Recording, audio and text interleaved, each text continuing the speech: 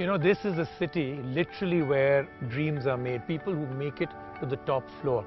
But there are those whose dreams completely get destroyed, debris all around their dreams. This is a city built for innovators, for can-doers, chasing impossibilities till they yield possibilities. A city built for dream chasers, chasing dreams before they disappear. But not all dreams come true. Some are defeated by cold realities. Some just fade.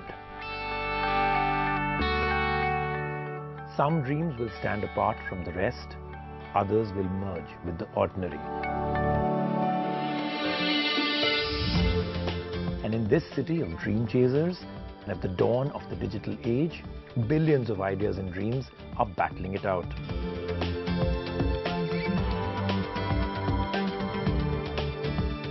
My quest is to find the exceptional one, that one in a billion. The one who conquers all the challenges with all but one idea. A quest for the outliers. This is a celebration of the human spirit. The spirit to explore, to innovate, to survive, to compete, to do better, to be that one in a billion, to be a unicorn.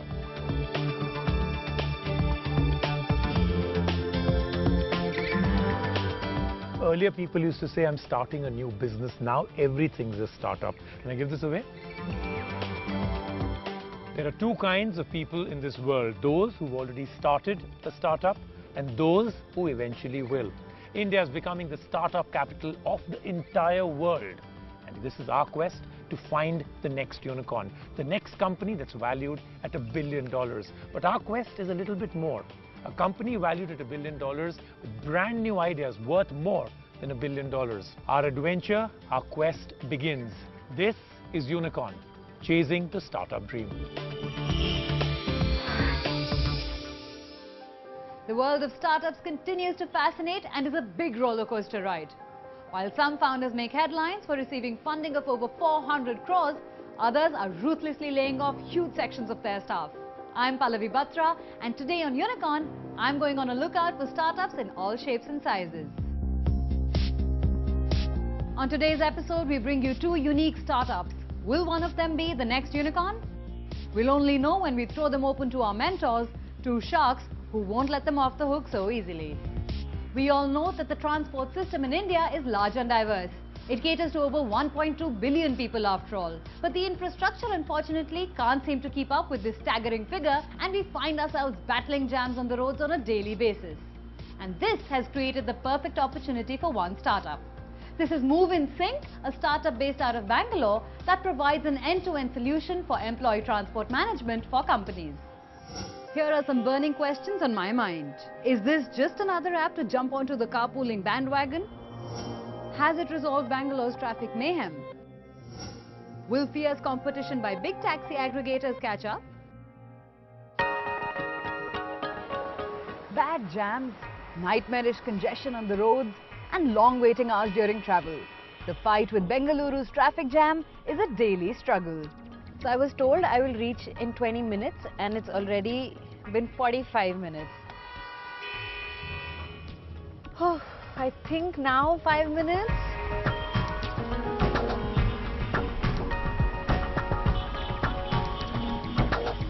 So I've just stepped out of my car because, as we all know, it can be a nightmare to get from one point to another in a city like Bangalore because of these massive traffic jams. So I'm going to go meet one such startup which is trying to make solid efforts to get us all out of this mess. And right now I'm on the 100 feet road in Indiranagar because rumor has it this is where all the funded startups hang out. So I'm going to go and chill with the guys from Move in Sync. Meet the CEO of Move in Sync, Deepesh Agarwal, who drives the overall strategy at Move in Sync. Anuvrat heads the technology team at Move in Sync with the single focus of making employee transportation simpler. And the third co-founder, Akash, is known to be the real taskmaster as he drives the overall operations at Move and Sync. So Dipesh, what is it that Move and Sync is all about, and why do you all set up in Bangalore? I've been in Bangalore for a couple of years, and I think the big problem which all of the growing cities, especially Bangalore, faces is you see too many people on the roads out there. Everyone figures out how to get less people, how to get less cabs on the road, or how to get less vehicles on the road and make it congestion free. I think so that was the prime idea of starting Move and Sync. How are you differentiating yourself from the other players in the market? You have the Ubers and the Olas. Why should someone choose you? What Move and Sync is doing is it's using technology to ensure that 90% of the people, which is 7 million of the workforce, can get picked up from home and get dropped to the office in a price which is 1/3 the price. So Anurag, Dipesh has really been hogging all the limelight, but I want to know from you, what are the challenges that lie ahead for Move and Sync? To remain as a product company is the real challenge. Given transportation, it works on a thin margin. You cannot make a product which charges you a lot, and you have to work within that limit. So keeping the cost under control, whether it's the development cost or the cost of running, is very important. So what is great about Move and Sync, I think, is that you're the only people of this kind who are doing something like this, who are really trying to bring in a solution, and you really have no competition right now. And I've heard a lot about it. Now I want to get my hands on it. So can we see the app in action on road now? Sure. Okay. I headed over to the Move and Sync office located in HSR Layout, an upcoming suburb in Bengaluru. I won't lie, I was half expecting to walk into a corporate jungle-like glass house, given the experience of Move and Sync's successful founders. But the office is anything but steel and grey. Young, energetic, colourful and even quirky without a sign of chaos. But is this the calm before the storm? I still have some burning questions for Akash. And in terms of the practical solution on road, what has been the impact of Move and Sync? So we are able to really reduce the number of vehicles which are flying on the road. One of our customers, which was earlier using 250 vehicles, they are able to run the show with 150 vehicles. So we've seen this trend of startups getting a lot of funding, and one way they can utilize it is just by going in for mega advertising, and the other way is using that money to scale up like the VC suggests. What is your take? What should startups really be doing with that funding? My take is that startups should really take that money and really invest on their product and really solve the problem. Rest, everything will happen. Okay, now I want to actually see us moving forward, so why don't we start moving in sync? Sure. Here you go. Okay. So what employee do is that they just go to the schedule page, schedule themselves. That time I have to come. Right. Once you get the notification, a couple of hours, an hour before your departure time. Yeah. You can start tracking the cab. So once the scheduling is done, then you can just actually track your cab like this, right? Correct. So can we see if our cab is reached? Yes, it's on its way. Oh, it's like 2 minutes away. Right. Great. So let's go. Let's go. So when an employee needs to leave their house or office, what do they have to do to get the cab in time? What they have to do is they have to just open up the app, right, and start tracking it, right? And once they know, okay, cab is nearby, they just come down and just sit in the cab and move on. So from the women's safety perspective, once I'm sitting in the cab, what all features do I have on the app? So the feature that we have is a SOS button, right? Suppose if you're really in an uncomfortable position, right? Which could be anything, right? Maybe because of driver or maybe because of environment. You just have to press this button, right? And as soon as you will press this button, for 5 seconds. 5 seconds. Okay. There will be an alert which will happen at the security control center.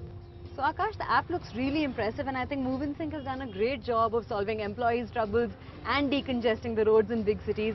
And of course, I really do like your focus on women's safety. So here's hoping Move and Sync is soon part of the Unicorn Club. Thank you. Move and Sync is providing us a great solution for one of our most common problems: traffic and travel from work to home. And they're also the first ones in this unique space, so that gives them the advantage. But it's not long before competition might just catch up.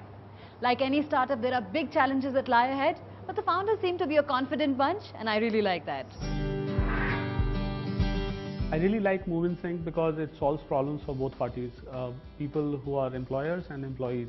If you look at the kind of results that they are showing at this point in time, it seems to be quite unbelievable. They're saying that they're able to scrape off 10 minutes from an average travel, which was otherwise 52 minutes long.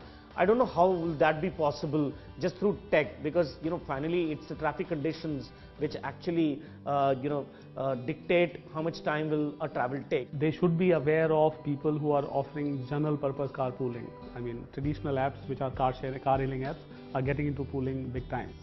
Scaling up is a challenge for every startup. If you go too slow, you might end up losing the momentum you built. And if you're too hasty, you may end up getting dazed and confused. Finding the right balance is a challenge for every startup. And on Unicorn, we have a prominent face from a global startup accelerator to tell us what startups should focus on while scaling up. I think we are always looking for companies that have 3 areas of talent, primarily engineering, design, and marketing. Among those 3, you might think that engineering is actually the most critical skill set, or the design might be the most scarce skill set. But actually what we found is really it's toughest finding people who really understand marketing. And by that I really mean like online analytically driven marketing, where that person is really understanding the cost of customers and product, the revenue that's generated, and then building a model where they can figure out how to drive a volume of customers to generate revenue, and really figure out all the marketing channels that are available to startups these days.